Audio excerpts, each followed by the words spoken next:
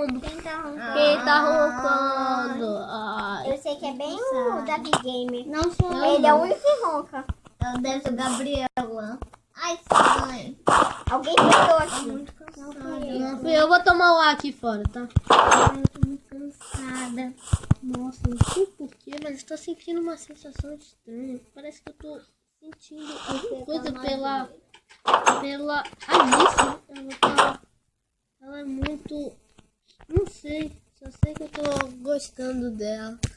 Ela tá bem bonita. E tá tudo bem aí? Que? Hã? Tá sim, tá sim. Ah, tá.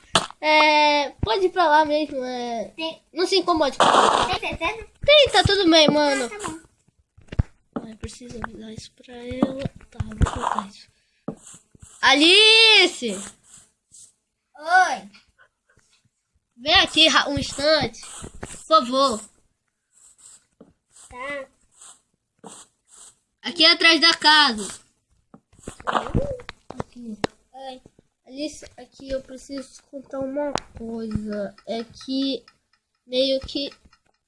Alice, eu te conheci ontem e tudo mais. Sim. Só que eu achei você uma pessoa bem legal, e etc. E eu tô gostando um pouco de você, assim.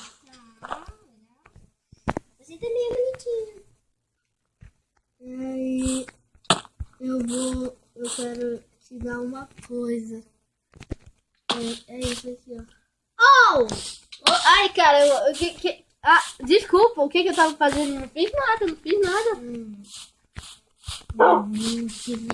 Aquele Gabriel só me atrapalhou. Vou chamar ela de novo. Alice! Oi.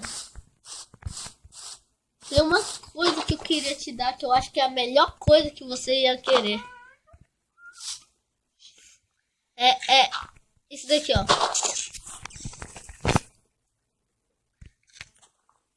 Calma! Alice, espera! Espera, Alice!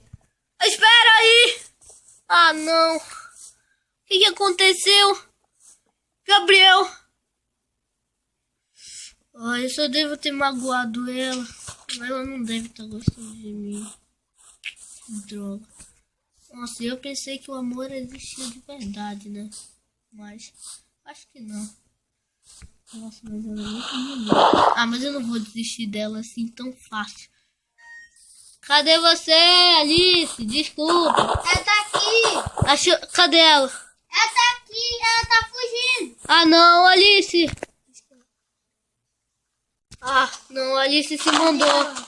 Ah, não, Alice se foi. Ai, eu só me meto em confusão. Ela fugiu. Ai, eu gosto pra caramba dela. Melhor a gente dormir. Amanhã talvez a gente procure ela. Vem, vem. Vem, Gabriel. Eu tava matando uma vaca. Vem, Gabriel. Tô indo.